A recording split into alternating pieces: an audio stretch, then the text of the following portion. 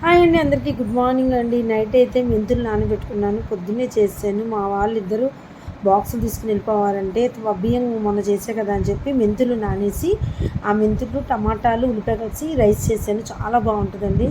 మా బుడ్డదైతే లేచింది, దానికైతే దోశ వేసేస్తున్నాను. లేచిన మొదలు పేచీలతోనే స్టార్ట్ చేస్తుంది. సో దానికైతే దోశ వేస్తున్నాను అనమాట. బాగా రోస్ట్ కావాలి. మళ్ళీ చిన్న సైజు ఇస్తే నచ్చదు.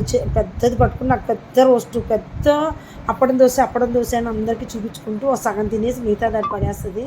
చూడండి, టీవీ కావాలని ఏడుస్తుంది.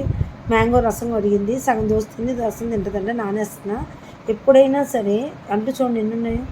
ఎప్పుడైనా సరే మ్యాంగోని ఒక పావు గంట నీళ్ళలో నానేస్తే వేడి అన్న చేసేది ఉంటే బాడీకి తగ్గిపోద్ది అనమాట. సో మా బుడ్డదానికి అయితే బాగా రోస్ట్ కావాలన్నమాట. అందుకని కొంచెం రోస్ట్ కాలుస్తున్నాను. ఇవాళ మా పనమ్మాయి రాలేదనమాట. అవే అనమాట షింకులు అంటూ ఎప్పుడు తోమేసుకుంటున్నా. అంతకి ఇద్దరూ రానన్నారు ఇవాళ పెళ్ళికి వెళ్ళాలని. అదే మనం పెళ్ళికి వెళ్ళాలంటే వాళ్ళు పెద్దవాడు రమ్మంటే రారు. వాళ్ళు మాత్రం పొద్దున్న 4ంటికైనా లేచి అనుకుంటారు. ఇవాళ రేపు ఓనర్ల కంటే పనోళ్ళదే హవా పెరిగింది నా దృష్టిలో అయితే. ఎందుకంటే మనం ఏమన్నా కూడా దాన్ని సెటైర్లా మాట్లాడతారు. గట్టిగా మాట్లాడితే మనం గయాలోనమని నలుగురికి చెప్తారు. ఇదే భయం వేసి వస్తున్నామండి పనులను పెట్టుకోవడం. కానీ ఎంతసేపు అని మాట్లాడకుండా ఇంట్లో నోరు మూసుకుని కూర్చున్నా మనమైనా మాట్లాడుకోవాలన్నా బుడింగని బయటకు వెళ్ళిపోతున్నాయి విషయాలు. అది మంచి అయినా చెడైనా మనకంటే ముందు బీబీసీ న్యూస్ కంటే కూడా వేరే నోట్లోంచి బయటకు వెళ్ళిపోతాయి. ఇప్పుడు అంటున్నాయి అనుకోండి, అంటూ సరిగ్గా కడగలేదేంటి అని అడిగామనుకోండి, అబ్బా ఏ అమ్మగారు అందరూ మీరు ఒక్కరే వంక పెడతారు, అందరూ నేను బావితోనే అంటారు. ఎందుకని నోరు మూసుకుని మనమే ఏదైనా పోతే కడుక్కుందామని చూస్తామంటే వాళ్ళు తినే పనులు టిఫిన్ పెడతారండి అంటే వాళ్ళకి సెలవు పళ్ళం ఇస్తాం కదా, దాన్ని తోమి రుద్ది తింటారు. మనకు పెట్టేటప్పుడు మాత్రం అలా కాదు. ఏం చేస్తామండి, వాళ్ళంతా అలానే ఉన్నారు. సరే, కూర విషయానికి వస్తే మా వారు బీరకాయలు తెచ్చారనమాట. ఒక 8 బీరకాయలు తెస్తే 4 బాగున్నాయి.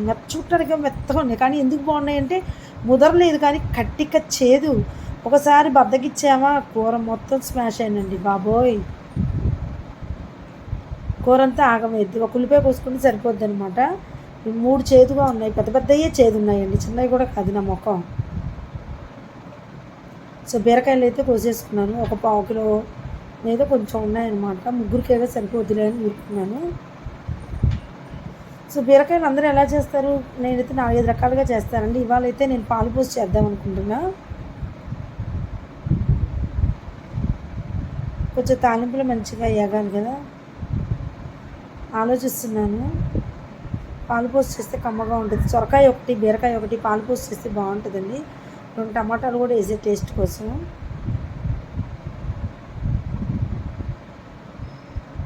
సరే, పాలు పోద్దామా ఏం పోద్దామా అని ఆలోచిస్తూనే టమాటా అయితే వేసాను. కొంచెం ఉప్పు పసుపు వేసి మగ్గనిస్తున్నాను. మూత పెట్టేస్తే 5 నిమిషాలు మంచిగా మగ్గిద్ది. అది తొందరగా ఉడికిపోద్దండి ఇది.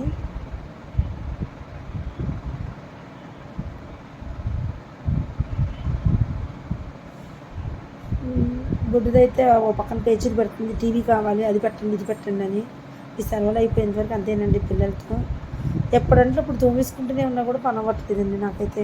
ఇదిగోండి, చివరికి అటు ఇటు చేసి పాలే పోసాను. చూసారా, నా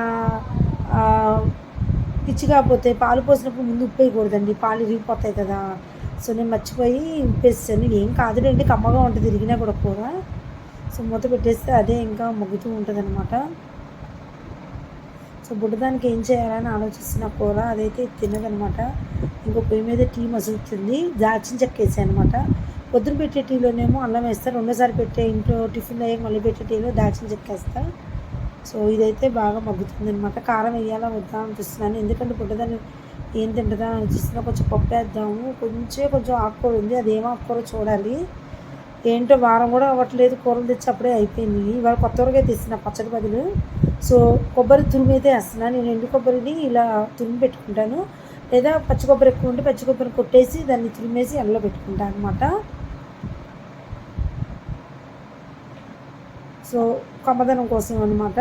అందుకే ఈ వెల్లుల్లిపాయ అల్లము ఏమీ వేయట్లేదు కమ్మదనం కోసం. ఇది ఒక కమ్మదనం కూర బాగుంటుంది. చూసారా, పాలు లైట్గా ఇరిగి ఏం కాదు, కానీ టేస్టీగా ఉంటుంది అనమాట. దానికోసం మనం ఏమీ టెన్షన్ పడక్కర్లేదు. అయ్యో పాలు ఇరిగిపోయినాయా ఎట్లా ఏంటి అని. చాలా బాగుంటుంది. ఏం తింటుందా అని ఆలోచిస్తున్నా. ఇగోండి ఇప్పుడు ముందైతే కారం వేసుకున్నా. అదే బుడ్డదాన్ని తీసే పని అయితే కారం వేయను. బుడ్డది ఏంటంటే మా చిట్టి తల్లి బెండకాయ కూర ఇష్టంగా తింటుంది, అయితే ఆకుకూరలు పప్పులు ఇష్టంగా తింటుంది, ఇంకా పప్పు కూరలు ఇష్టంగా తింటుంది. కొంచెం ఇప్పుడిప్పుడే అలవాటు చేసుకుంటుంది అన్నీ. అందుకని ఇంకా కారం వేసాను. ఈ పాలు నీళ్ళు ఈ అనవసరంగా ఉప్పు వేసారు, కొద్దిగా నీరు వచ్చింది. ఉప్పు ముందే వేయను, మర్చిపోయి వేసాను. పోలేండి ఎక్కువ ఇరగలేదులేండి, కానీ కమ్మగా ఉంటుంది కూర, ఏం కాదు, భయపడక్కల దానికి. సో ఇది బాగా ఉడికి దగ్గర పడ్డాక తీసేస్తే అయిపోద్ది.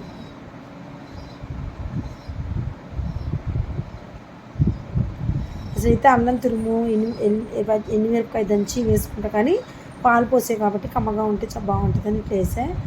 కొత్తిమీర మనం ఎంత కావాలంటే అంత వేసేసుకుని స్టవ్ ఆఫ్ చేసుకుంటే ఇంక అయిపోయినట్లండి బీరకాయ కూర. ఈ మూకుట్లో అరకిలో పైన పడుతుంది బీరకాయ. చిన్న చిన్న కాయలు చూడడానికి చాలా లేతగా ఉన్నాయి, కోసేసరికి 4 బాగున్నాయి ఏంటో. ఇప్పుడు మా పన్నమ్మాయి వచ్చింది అనుకోండి, కొంచెం కోసి పెట్టమే అనుకున్నాం అనుకోండి, మనం 10 నిమిషాలు కోసుకునేది వాళ్ళు 20 నిమిషాలు. మళ్ళీ టైం చూసుకుని నేను వెళ్ళిపోవాలి, అరగంట అయింది, పావుగంట అయిందని లెక్కేసుకుంటారు. డబ్బు పోయి శనిపోయి అన్నట్టు శని పట్టినట్టు చేస్తారు ఈ పనులతో పని. కొంచెం సీజన్ కదా అని చెప్పి పిల్లలు గొడవ చేసి చేతి కింద కొంచెం అమ్మాయిని పెట్టారు. నాకైతే సగం పని నేనే చేసుకుంటున్నాను అమ్మాయికి చెప్పడం కంటే. సో బుడ్డదానికైతే చిన్న గ్లాస్ పప్పు పోసాను, కొద్దిగా చుక్కకూర ఉంది, ఆ చుక్కకూర అయితే కడిగేస్తున్నా శుభ్రంగా. ఫస్ట్ మామూలు అయితే కడుగుతా, తర్వాత మంచినీళ్ళతో కడుగుతా, తర్వాత మినరల్ వాటర్తో కడుగుతా. ఏంటో శుభ్రంగా, ఎంత శుభ్రంగా కడిగినా వాళ్ళు ఒక్కోసారి రీల్స్లో చూపిస్తున్నారు చూడండి, మురికి నీళ్ళలో ముంచి తీస్తున్నారు అని, అందుకని భయం వేసి అట్లా చేస్తాను అనమాట. కొద్దిగా ఇంకా చింతపండు కూడా ఎక్కర్లేదు, ఉట్టి పుత్తపప్పు వేయటం కంటే ఇది బెస్ట్ కదా అని చెప్పి నేను ఇలా కడిగేసుకుంటాను అన్నమాట.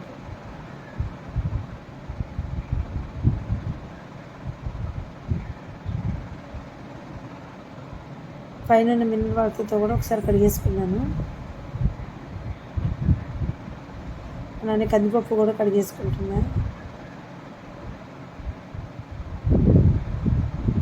ఒక్కసారి ఇలా అన్నాక ఒక్క నిమిషం ఆగి కందిపప్పులో నీరు దిగుద్ది కదా, బాగా పిసిగితే ఎంత మట్టి వస్తుందోనండి. సో బియ్యం కూడా కడుక్కున్నాను, డబ్బా బియ్యం, ఎందుకంటే ముగ్గురే అనమాట. ఎందుకైనా మంచిది ఒక పావు డబ్బా ఎక్స్ట్రా వేసాను ముగ్గురికి. 6 కదండి, ముగ్గురికి లేదు, ముగ్గురికి అనమాట. డబ్బా బియ్యం పోసుకున్నాను. ఆ పప్పు కడుక్కున్నా కదా, దాంట్లో కొద్దిగా చుక్కకూర పెట్టేస్తే కొద్దిగా ఉప్పు పసుపు వేసిపోయి ముట్టిస్తే ఉడికి, దాని కారం అక్కర్లా తాలింపు అక్కర్లా. కొత్తపప్పు వేయటం కంటే ఆకుకూర ఉంటే బెస్ట్ కదా అని చెప్పి నేను ఆకుకూర వేస్తున్నా. కానీ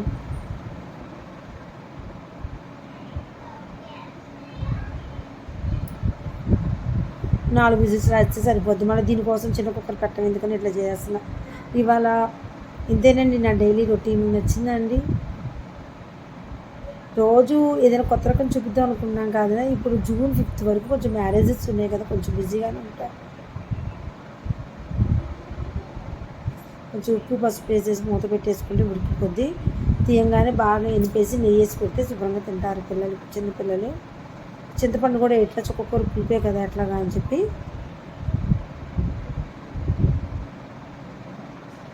సో కుక్కర్ అయితే పొయ్యి మీద పెట్టేస్తున్నా. అయిపోయిందండి వంట.